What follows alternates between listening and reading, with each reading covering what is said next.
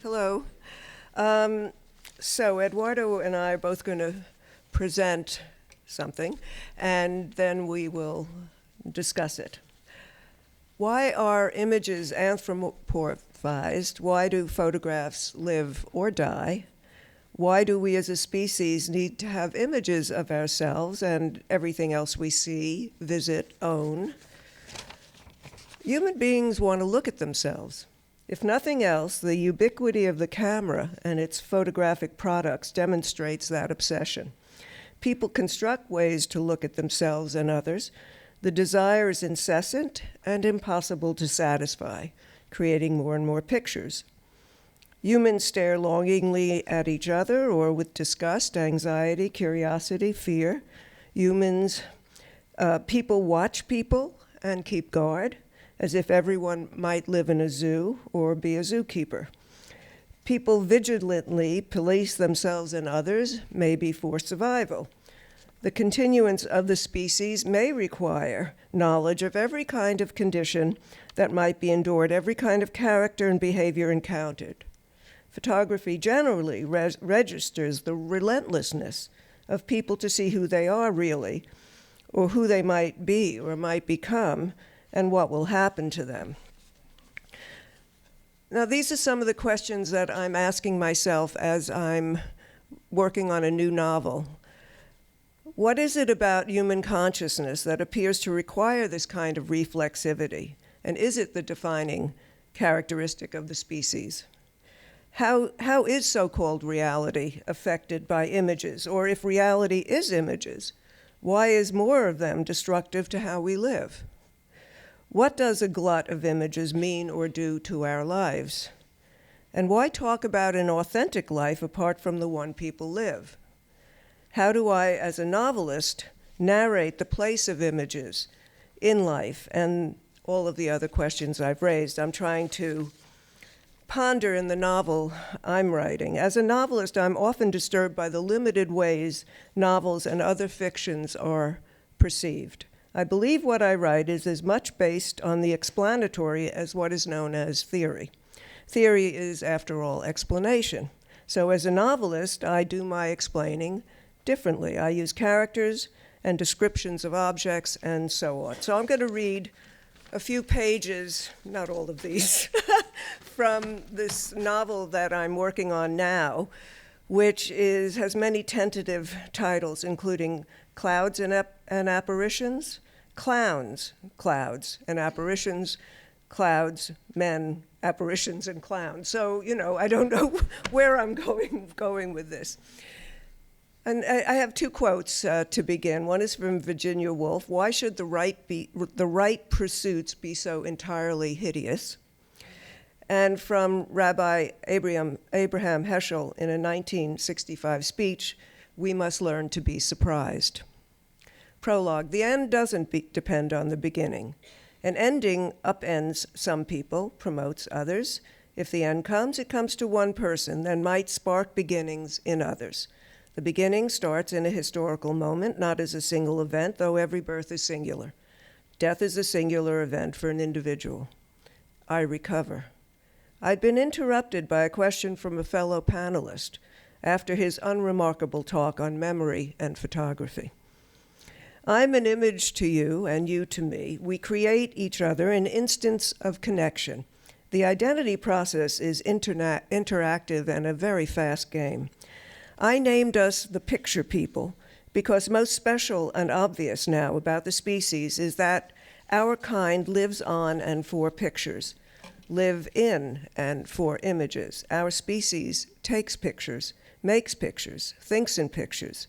It exists if it's a picture and can be pictured. Surface is depth and nothing is superficial. Our age began, if we have to date it, in 1839, with the proclaimed discovery or invention of photography.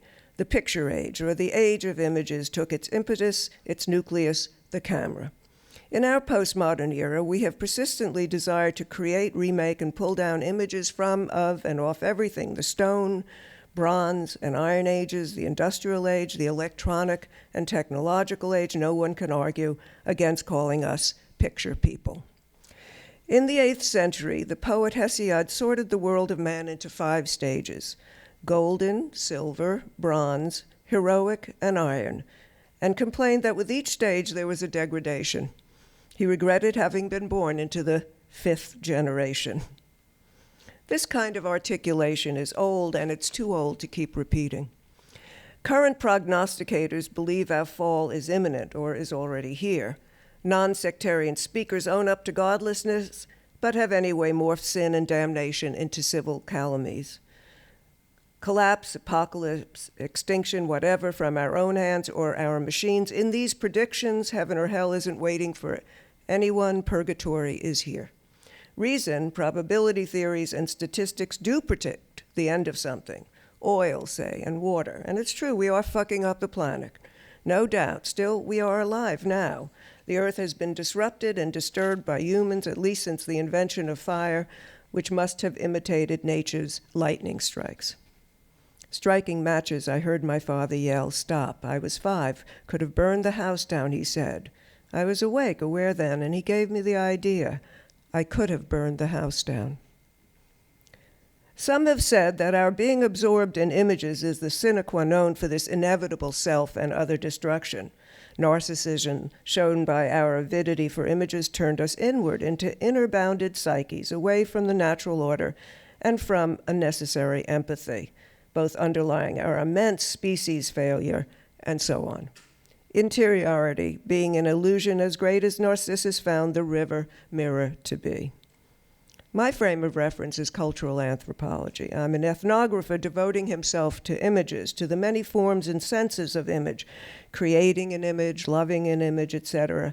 My specialty has been family images. I'm still interested. Of course, it's the reason your university has honored me with this generous grant and why I'm here for this all-day colloquium. The picture people are unlike other earlier humans, only in requiring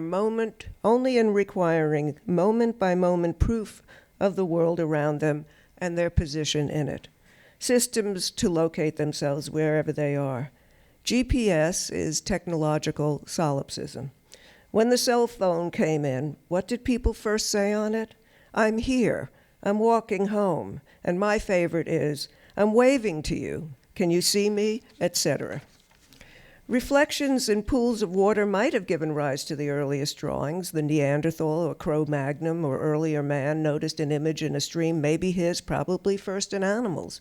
I can imagine that early Nan touching his nose, touching the water's slight turbulence contorting his image. Lucille Ball and Harpo Marx mimicked each other, pretending to be mirror images. That's far back in the 1950s TV. So if you know the reference, you're doing your media history. First, I can imagine our ancient ancestor, let's call him Magnum, watching his shadow track him. Shadows attract scrutiny, breed paranoid thoughts. Who's following me? And also provide ocular information and sight protection when there actually is someone stalking you. Nota bene, modernist and contemporary photography's attention to the shadow, which I'll get to later, if there's time. An essential immateriality attaches to these ephemeral, tantalizing dark echoes. And what are shadows to existence? What does their possibility suggest to future Homo sapiens? Can the ape-like creature make them last? I mean, why did a scratch on a wall ever transform into a drawing or a painting? It's not what we know that matters to me. It's whatever we know, does it knowing it actually do anything? What difference does it make to know? The unexamined life may not be worth living, but the examined life may not be also. The need of prehistoric humans and us to make Homo facere and then to depict the world is an effort to explain being. It might be a human instinct to leave a mark, to make an image in all its manifestations, to try to court experience and existence into a cage, to keep it, claiming territory, marking it, scratching on the walls, the objects in our territories, what we capture and kill. An animal leaves scent on a tree or door. A cat rubs its furry body against a chair leg and darkening it, staining it. Oh, the stain. I'm off, on, off, floating. What is my subject? Thoughts for today. The efficacy of the word plain, beautiful wildness of origin myths, a boy, a shutterbug. With my first camera, I shot pictures of trees, flowers, also the clouds, and beyond, where Uncle Lionel might now be lolling, freaking drunk. That little disc camera, my starter guy, shot a lot of blurs, skies, cloud. But I like the blurs. I don't know. They were yummy, luscious, weird shapes and shapeless like me and all mine. I wasn't involved so much in the mechanics of cameras, focal length, speed, etc., as I was in the imagination behind the camera. That is, I was engaged in me. Later, when he let me, I fooled around with one of my father's Polaroid cameras. Dad knew Land, its inventor, personally, or I thought so, the way he talked about him and his camera. In my father, I saw a highly selective consumer. He wanted his Polaroid, his newspaper, his scotch, a good life, and a few other things. I suppose his wife, and maybe us. Image, I am, I make, I magic, I age, I'm age, image. Images, images, images. Thank you.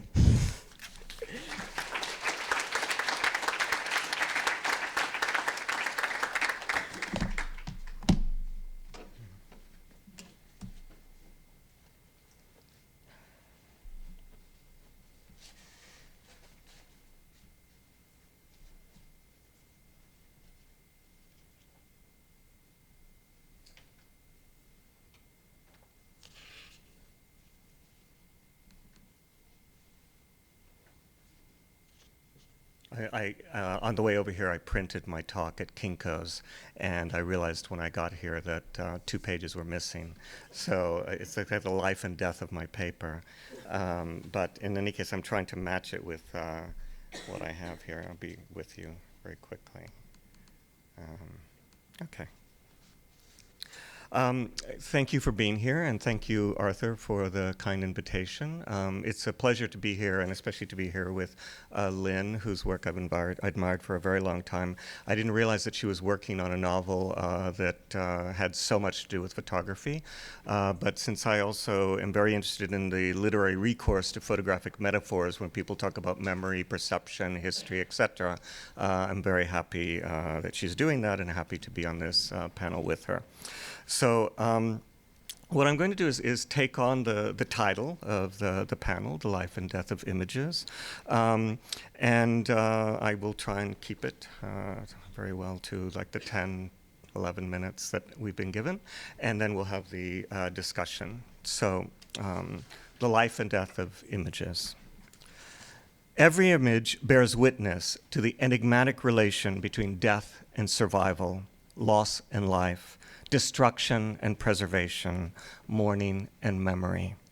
It tells us, if it can tell us anything at all, that what dies is lost and mourned within the image, even as it survives, lives on, and struggles to exist, is the image itself. I recently have sought to figure this fact with the title Paper Graveyards. The phrase confirms a relation to photography, since for a long time paper was and still is, even if perhaps less so or in different ways, the photograph's material support. What this relation implies is that the surfaces of photographs seal within them like a kind of graveyard, a body, subject, object, archive, or network of relations. This plurality and multiplicity suggests that paper always has been more than a single medium. It never has been simply a means of communication or a neutral support. It always has been a multimedia form, even if not in the contemporary sense of the term, and this not only because it is never simply an inert surface underneath a set of markings, a substratum meant to sustain them, to ensure their survival or subsistence, but also because the raw material of paper was initially bits of linen, cotton, bark, or hemp. Paper is never simply itself. It is always retreating from itself. It is composed of several materials, none of which are ever just one. The phrase paper graveyard therefore implies a finite material support and the stage on which this finitude is presumably overcome. This is what Sigrid Krakauer indicates when he claims, that if one were to look at the photograph of a diva standing in front of the Lido closely, if one were to look at the photograph of a diva standing in front of the Lido closely, and he says, if one were to look through a magnifying glass, one could make out the grain, the millions of little dots that constitute the diva, the waves, and the hotel. However, he goes on to say, the picture does not refer to the dot matrix, but to the living diva on the Lido, end quote.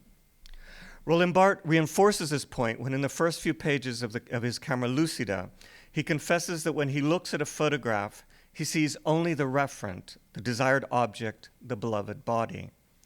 It is precisely love, he explains, extreme love, that enables him to erase the weight of the image, to make the photograph invisible, and thereby to clear a path for him to see not the photograph, but the object of his desire, his beloved's body. Love enables him to pass through the photographic surface to reach the referent, to exceed the limits of the photographic medium in order to see his beloved directly. In both instances, paper shows itself capable of withdrawing or disappearing, even before the advent of digitization and its promises of the death of paper or photography. This always has been photography's seduction, the promise of the referent, of whatever is before the camera. Photography would seem to imply, even from its beginnings, what Derrida calls a beyond the paper principle. If I generally focus on pre- or non-digital forms of representation, however, on paper art or analogic photography, it is not only because I've wanted to resist the claims that digitization has led to the death of photography, but also because I wish to suggest that for me, all the philosophical or conceptual questions raised by digitization already are anticipated and comprehended by pre-digital forms of art and photography.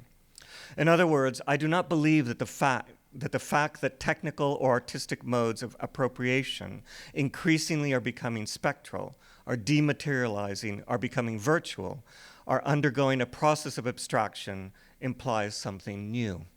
Instead, I believe that these modes of representation always have been in the process of disappearing, even in the so-called paper era. To put this another way, paper remains a haunting horizon, even for digital photography, since when digital photographs are printed, they have to be printed on paper. And even when they are not, paper is still there as what is not present, but instead sent to a kind of cemetery in reserve. We might think here of the way in which even a computer screen continues to bear relation to paper, since its programs often are organized in terms of spaces, lines, paragraphs, pages, and margins. In addition, when one says paper graveyard as when one says paper tiger, the implication is that the graveyard or tiger are not, strictly speaking, a graveyard or a tiger. So the phrase permits me to exploit and interrupt the figural relation between death and photography that has been so pervasive within theoretical discussions of photography. This is why we need to be as clear as possible in our efforts to delineate the conditions of the presumed transition from photography and photo-based media to the new regimes of virtual and digital images. Despite the repeated announcements that the advent of video, computer graphics, and digitalization have sounded film photography's death knell, these new imaging processes in fact demand that we try to understand the transformations in the meaning and value of the photographic images that result from these new technologies. These transformations may point to a change in how we understand photography's place within contemporary culture, its privilege or lack of privilege in relation to other image technologies, but I would argue that they already belong to what makes photography what it is. In other words, while it might be said that the specificity and use of film and paper-based photography may be changing, the very profound philosophical questions raised by such photography, the relation between original and reproduction, memory and archivization, identity and difference, relation and representation, photography and death, and so on, are still with us today. And going even further, I would argue that the changes in photography and film already were part of these media even before the era of digitization. This is to say at least three things. One, to announce the death of photography, the overcoming of photography, is to minimize the fact that death and photography have been irreducibly linked since the medium's earliest beginnings, a point that has been made repeatedly throughout the history of photography. This is to say that the so-called death of photography already belongs to the history of photography, and that it is perhaps only with the death of photography, the death of the death that belongs to photography, and from which photography takes its point of departure, that the overcoming of photography could be imagined. Although even here, we should remember that photography is as much about survival as it is about death. Situating the claim of the death of photography within the history of photography, in other words, helps us question it, helps us suggest that since death always has been a part of what makes photography photography, the death of photography really names nothing else than photography's continued survival. 2. In this regard, I would say the same thing about the transformations that are said to be taking place with the advent of digitization and digital imaging. The manipulations and transformations of images that we associate with digitization always were possible with traditional photography, even if they took place with a different rhythm and speed, or as Benjamin would have it, with a different acceleration. And even if now the manipulations, which also can be delayed and are increasingly autonomous from the camera, can continue to be made. We need only remember that the production of every photograph involves some degree of manipulation, minimally the manipulation of light, exposure times, tonal differences, and so on. This is why photographs are no more nor less faithful in their reproductions than digital images are, something that was confirmed quite beautifully and fully in Mia Feynman's recent exhibition at the Met, Faking It, Manipulated Photography Before Photoshop. And 3. If neither the so-called death of photography nor the supposed transformations of photography have resulted in its death, it is because the history of photography has never been a single linear history, and also because photography itself has never been a single technology. As Jeffrey Batchen has noted, its very history has been defined by numerous competing instances of technological innovation and obsolescence, and this without any threat to its survival. Indeed, it is because, as he puts it, a change in imaging technology can never alone cause the disappearance of the photograph, end quote, that contemporary debates over the relation between photography and the new reproductive technologies must remain as concerned with photography's past and present as they are about its future. Taken together, these 3 points suggest why Benjamin's meditations on the issues of memorization, archivization, perception, reproduction, technology, death, the relation between the past and the present, and the experience of mourning, issues that he associates with both art and photography, may continue to remain a model for us as we seek to understand the various ways in which photography's very obsolescence, an obsolescence that I would suggest belongs to its very beginnings, confirms its relation to the future. What is at stake is thinking exactly what photography is today, even after all its obituaries have been written. Thank you.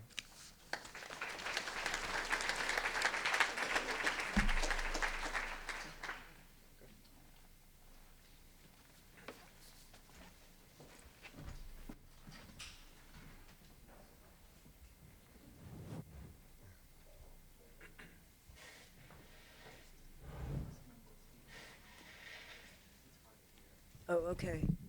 Okay. I was thinking about this digitization and the object seeming to disappear. I remember when people started using personal computers and we were all told that we were going to use less paper. Mm-hmm. And I started to use way more paper, printing out everything that I had written, every little moment, every sentence. The curious thing about pictures and people having cell phones and people taking pictures constantly is that, for the most part, people don't look at their pictures later. They've taken so many, or, for instance, wedding pictures. People make a great fuss about having these pictures and then don't look at them. So we're archiving our lives, supposedly, and yet we also don't make reference to it. I mean, that seems perfectly in keeping with what I would think about. I mean, in the sense that one of the things that I was thinking about is we were talking even when we were walking over here, is that we are surrounded by images. There's a kind of ubiquity of images, but people don't read the images. I mean, people don't know how to analyze the images. And so this myth that youth, for example, are more literate with images because they're surrounded by the images is just that. It's a myth. They send images to one another, they record every little element of their lives, but they don't really think about what exactly they're doing. And one of the passages that always comes to mind to me in relation to this is from Sigrid Krakauer's 1927 essay, Photography, which I still think is one of the greatest reads of the information age, even though it's 1927. It's in the essay. At one point in the essay, he's trying to talk about the proliferation of images in illustrated magazines and newsreels. And at a certain point, he says that we've never lived in an era, in an age that has known so much about itself. If knowing about itself means having an image of everything, right? But then he starts talking about the blizzard of photographs, the way in which we're bombarded by all these images. And precisely because of this, he says that these images actually produce a strike against understanding. So that by the time you get to the end of the paragraph, he says, we've never lived in an age that has known so little about itself.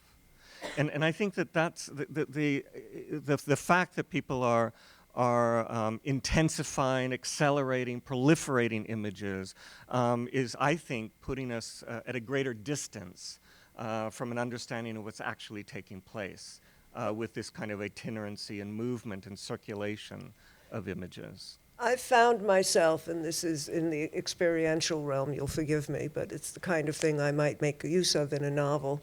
I've found myself in an audience watching something happening and thinking, oh, I've got to shoot a video of this, or I've got to take some pictures of it. And I'm acutely aware that I am no longer in the present as I'm doing that, because I'm also now registering that this thing that I'm looking at, I don't want to forget.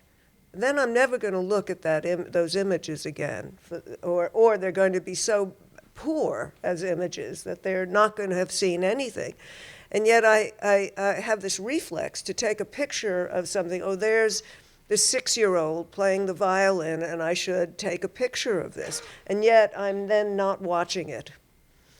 The curious thing about photography's linkage to death is that why it is more linked to death than any other form of representation that's not immediate or physical. So, for instance, watching a movie or reading a book which was written in the past, though it might be about the future, and so on. I mean, your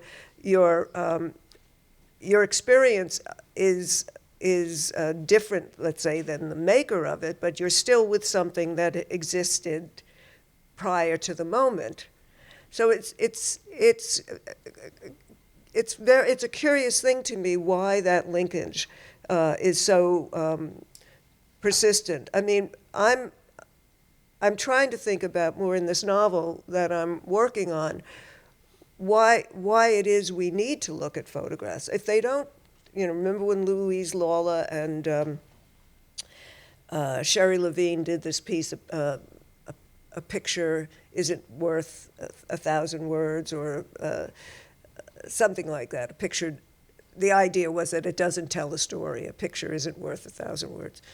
And if a picture doesn't tell a story, if we don't know how to read them, why do we take them? I mean, what are they for in our lives? I mean, that's the question that I'm trying to deal with. I think you touched on a number of things. I mean, first is the association with death and photography, right? I mean, that's for me, that's a totally easy gig in the sense that when you have a photograph in your hand, that's the best evidence that what you have in your hand is not what was photographed. Right? So the photograph exists in relation to the absence of what was photographed. So that's why the photograph is always structured around an experience of mourning. Right? I mean, you have the photograph, it's not what was photographed, right? Or somebody they'll look at a picture and say, oh, this is my uncle. No, it's not your uncle, it's a picture of your uncle. But we immediately say, that's my uncle, right? Or Bart says, he goes through the dot matrix, he goes through the materiality of the photograph and sees the beloved's body. Right? We identify the the image with a referent. That's the seduction of the photograph. But I think that the association between photography and death is an easy one to understand. This issue of you know, the question of an image being worth 1,000 words. I remember giving a keynote for the ICP at the Times building once, and I gave this talk, and then at the afterwards, somebody asked a question. I'm in this panel, and somebody in the audience, probably I mean, I shouldn't probably say this, probably a donor, asked this question, said, well, I don't know, you know, you're throwing all these words at those images. You know, isn't an image worth 1,000 words? Okay.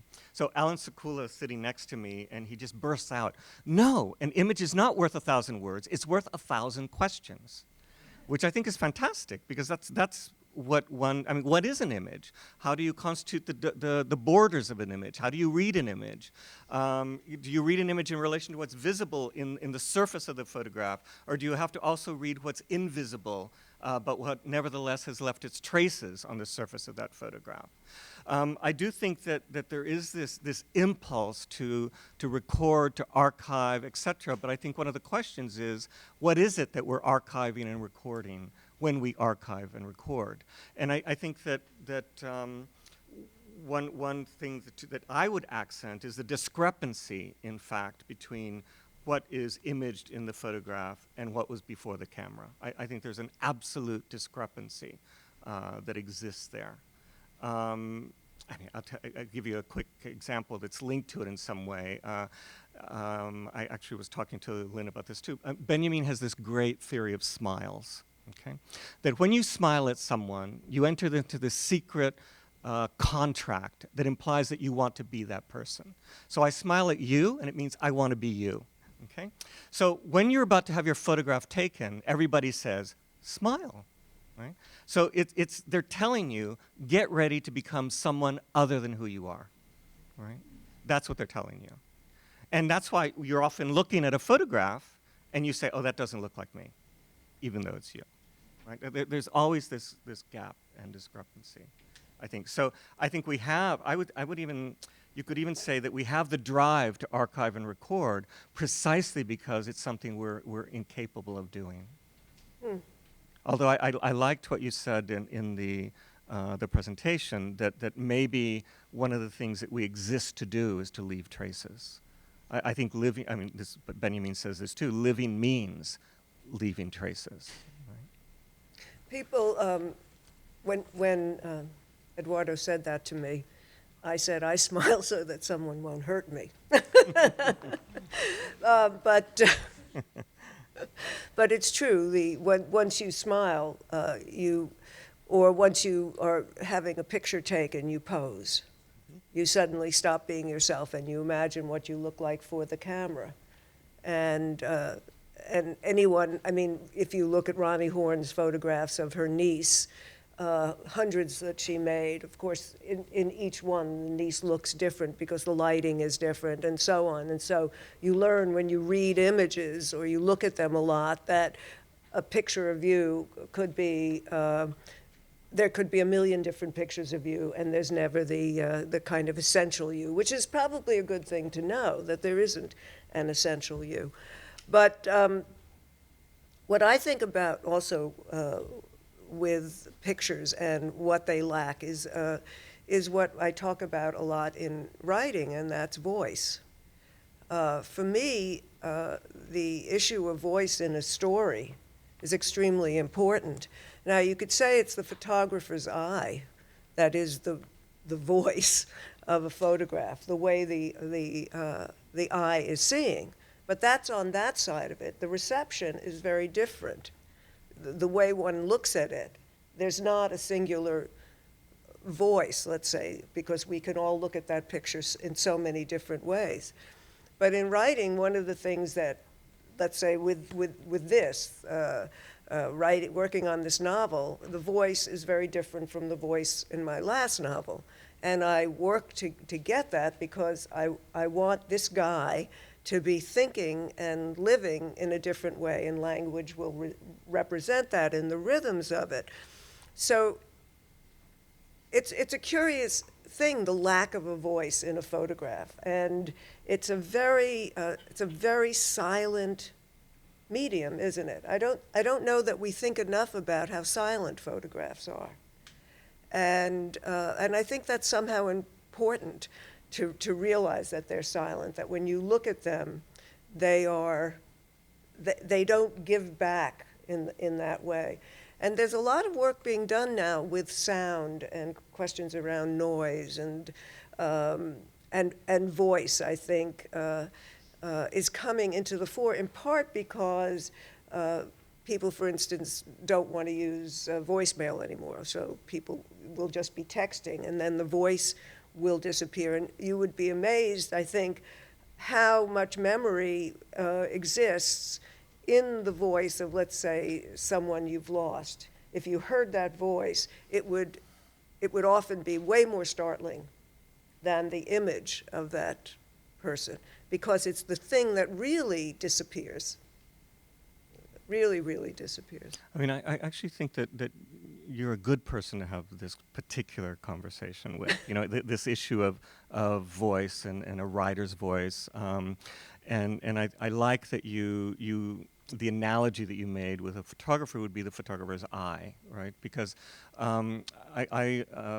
one of the projects that I was working on recently was a project with the Argentinian photographer Marcelo Brodsky, who initiated a series of visual correspondences with other photographers and artists. So he would send a photograph to a photographer, and they would reply with a photograph. And then he would reply with a photograph. They would reply with a photograph. With the artist, they would send a drawing back. He'd send a photograph. So you get 40, 50 of these exchanges, and that would constitute a correspondence. The very first correspondence that he initiates is with Manel Esclusa, a Catalonian photographer.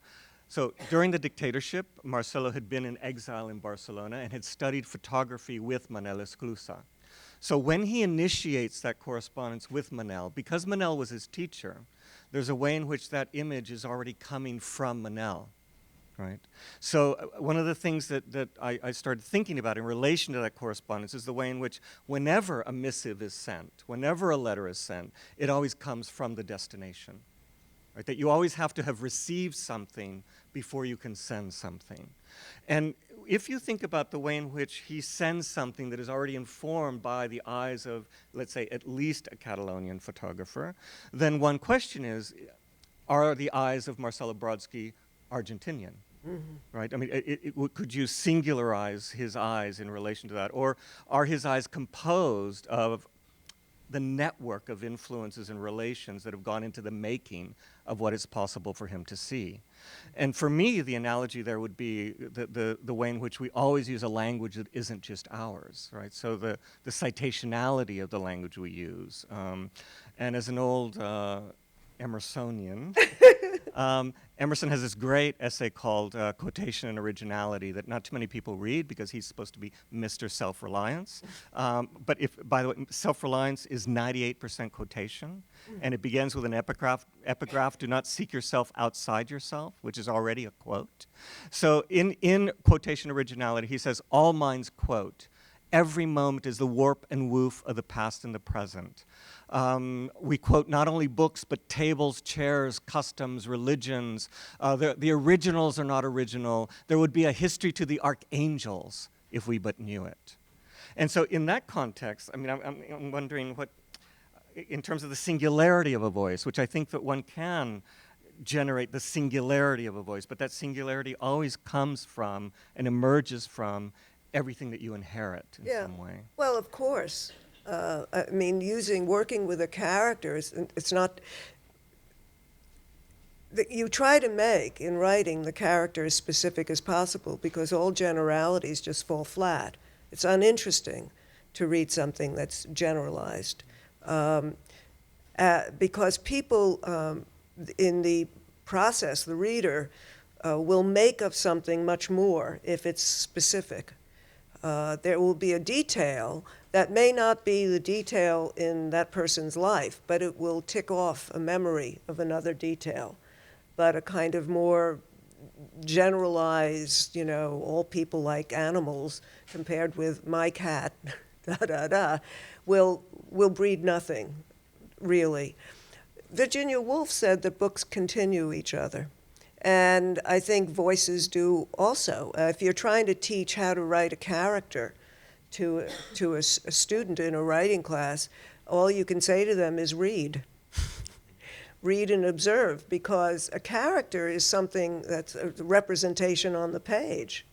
I mean, we are characters also to ourselves and our friends, but it's a representation on the page. Therefore, it's made of words, and words come from other uses of words, and on and on. And that's why reading is so important to writing.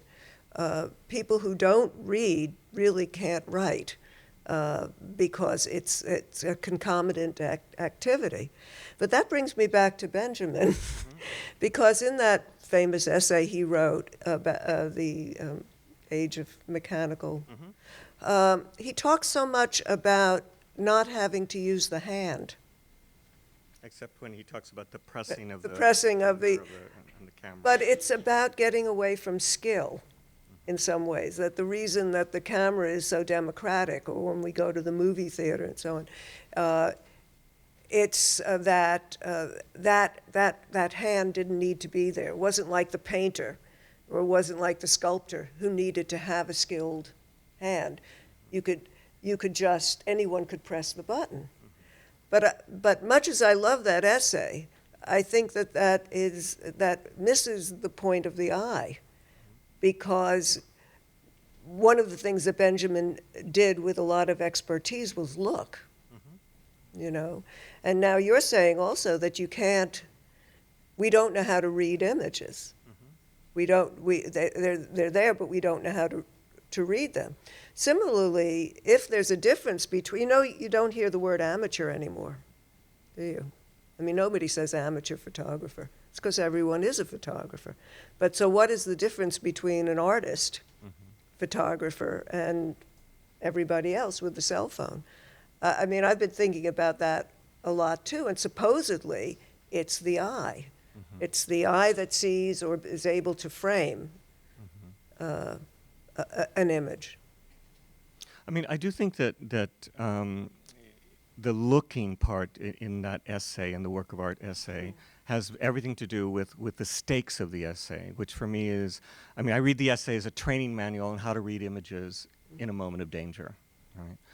He scans the landscape, mid-1930s, and he sees National Socialism mobilizing the technical media, and in particular film and photography, in the direction of giving a series of images in which the masses can see themselves. Right?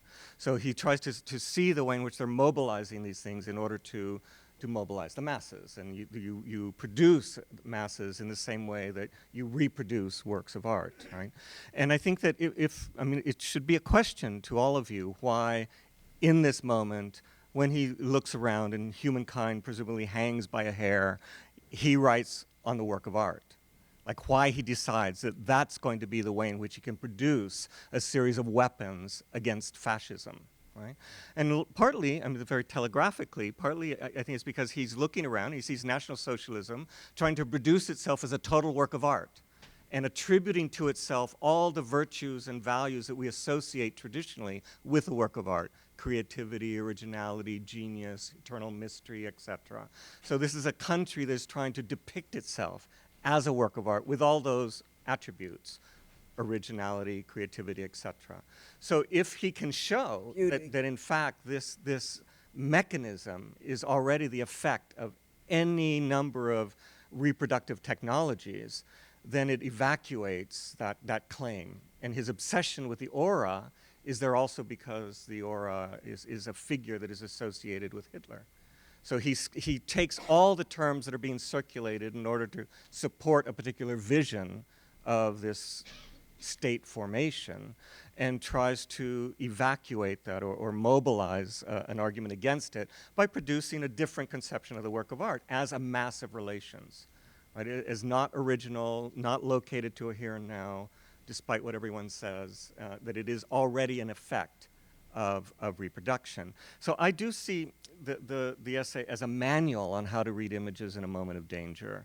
And I think that's the stake for me. Oh, Oh, okay. Did you want to? Well, no, I was fascinated by the, this thought. I came up here because I was, wanting to see if you're ready to, Take questions. take questions from the audience. Oh yeah, because I can threaten to go on forever like a river. There's no problem. And I could listen to that Okay. on and on. Okay. Are there any Two. questions from the audience? Yeah, like, do you want to ask about this? No.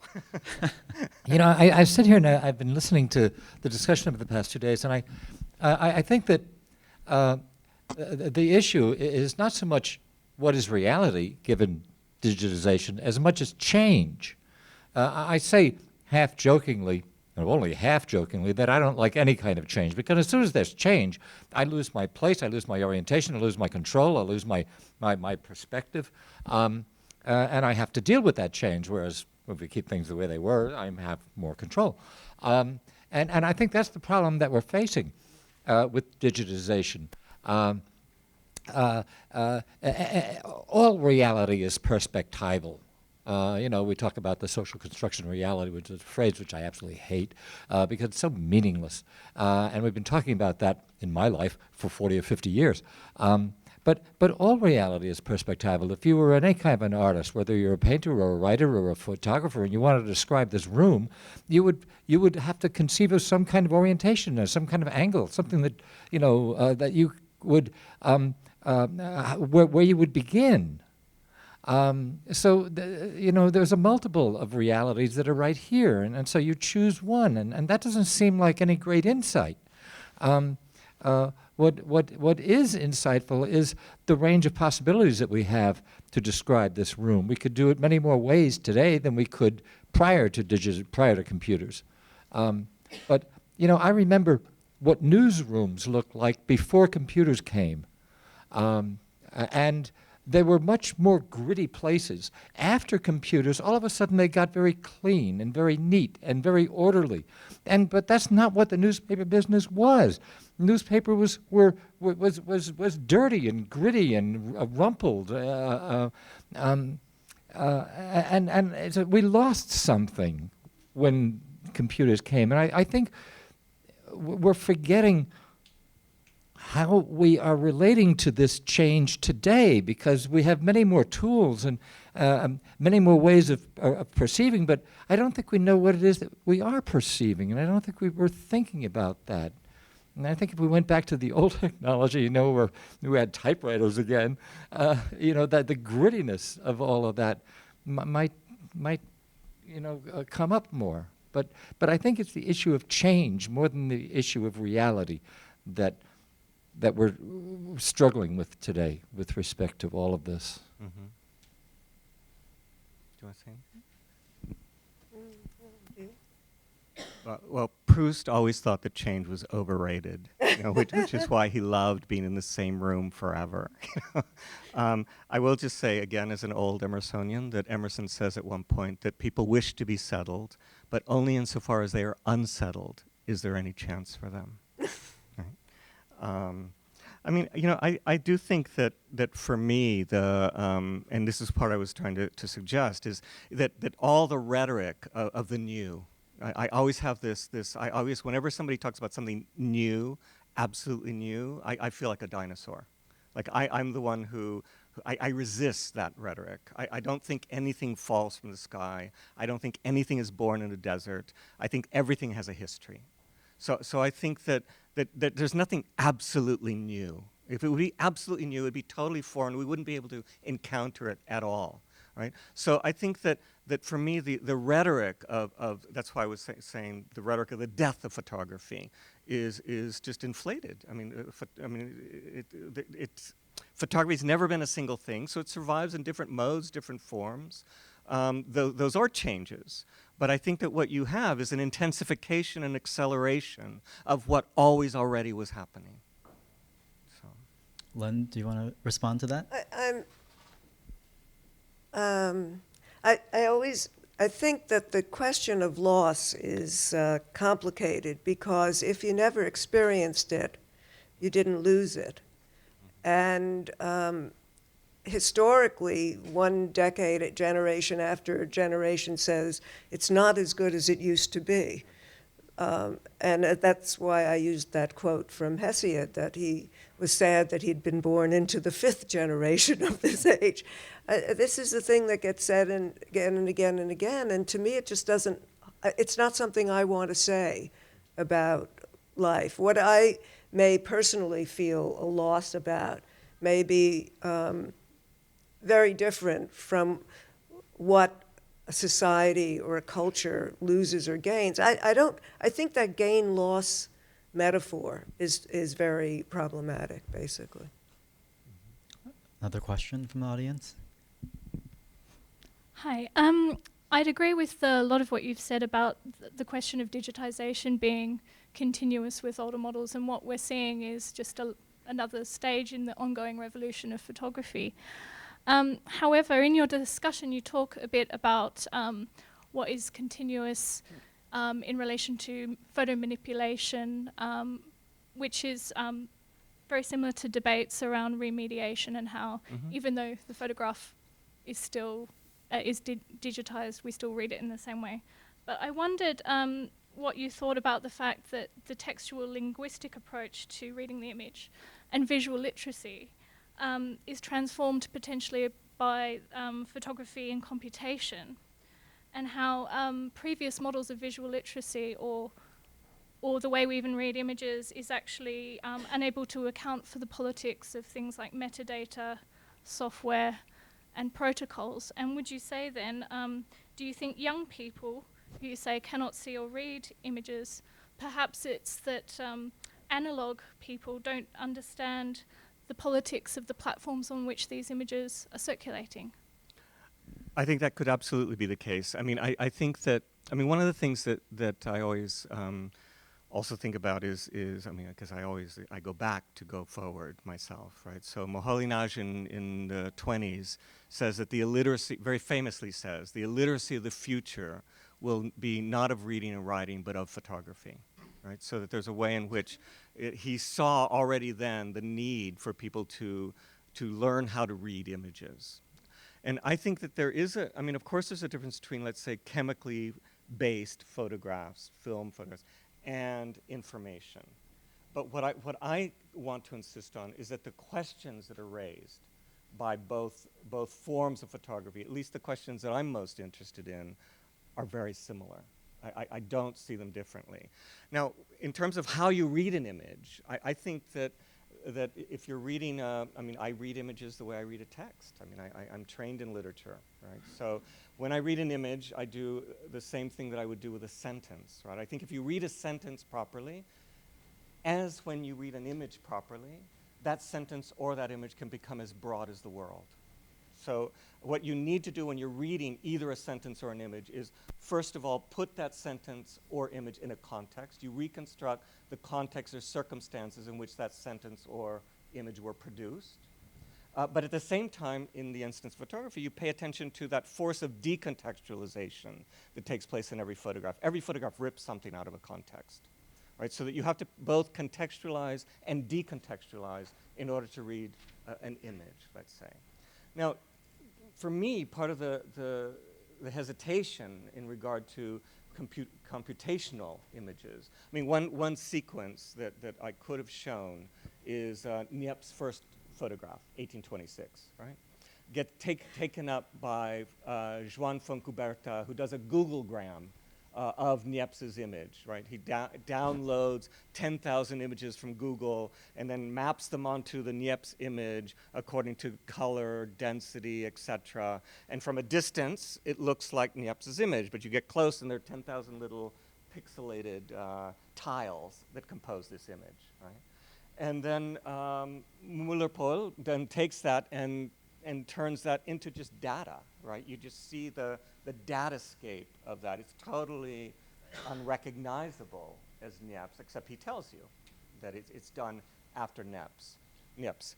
So I think that one would have to develop a way of mapping I would want to develop a way of mapping the strategy that I deploy when I'm reading texts or images that are more legible to me to the the images that are produced somewhat randomly, let's say, but according to algorithms and so on, through these data processing programs. But I think that one of the resistances I have to that too is the confidence in calculation. I think a lot of things are totally incalculable and unpredictable. And I do know that those get read into, or at least they're produced into these images. But I think that we have to know how to read that unpredictability. And I think that's an extremely difficult thing to do.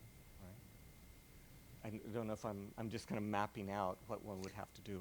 I would be very curious, but this might take too long, what you think the political differences are. I think there's a problem with the way in which we continue to read images in terms of their content, when actually images are expressed with, in and through software. And without engaging with that, you can only ever stay at the surface of the image. I think when we talk about how meaning operates on image sharing platforms through the way in which we inevitably increasingly engage with images on a screen. So what would you say about those platforms? Well, I'm in the middle of developing a research project looking at how you can bring the visual literacy of the actual museum and the knowledge held there within the photography museum with the implicit knowledge of young people within Facebook to see how the image worlds of those two places can come together and actually rethink visual literacy and meaning in relation to I think that's very important. I think it's absolutely important. I think that the passage I quoted from Krakauer, where he's talking about the Diva, and he says that what you don't pay attention to are the millions of dots and things. What he's telling you is you don't pay attention to the materiality, the material support of the photograph, which is to say you need to pay attention to the specificity of the medium. He's saying, we say it's the Diva, but he's saying it's not just the Diva. This Diva is produced through this medium that is pixelated already, et cetera, et cetera. The Visual Correspondences project that I mentioned very quickly, I curated part of that project at the Slot Foundation in Philadelphia. One of the things that we did as part of the project was to provide cameras to teenagers in South Philly and to encourage them to enter into these correspondences, which is a way of getting them to pay more attention to what they do when they send images to one another. So it was a way to insist on developing a kind of visual literacy. So I think you should continue doing that. Yeah. We'll take one more question. Anyone from this side? I thought you'd never ask. No. So this is from a project by a Brazilian artist named Rosângela Renault. And it's a project called The Last Photograph.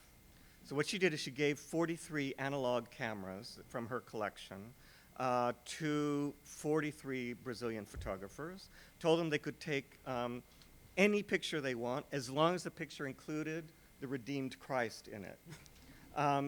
Which was a very controversial thing because the Archdiocese of Rio de Janeiro claims copyright of that. So it was a real provocation for this to take place. So the piece, what she did then is that they would produce the photograph, take the photograph. She would then fog the lens of the camera so that would in fact be the last photograph taken by that camera. And then she presents them as a series of diptychs with the print and the camera. And the series, as a series, is generally read as a lament for analog photography. I mean, that's what it's read as. And so I picked this one because I think it's a fabulous one because it's an analog photograph of someone holding a digital camera, right? And so it's almost as if digitization exists prior to the analog, as if analog comprehends the digital. Also, there are 43 of these last photographs. So you have 43, you could have others, right? So there's a way in which there is no last photograph. That's why I liked it. That's a good place to end. There is no last photograph. There is no. Right. At least we won't see it. I'd like to thank Lynne and Eduardo for their Thank you very much. discussion.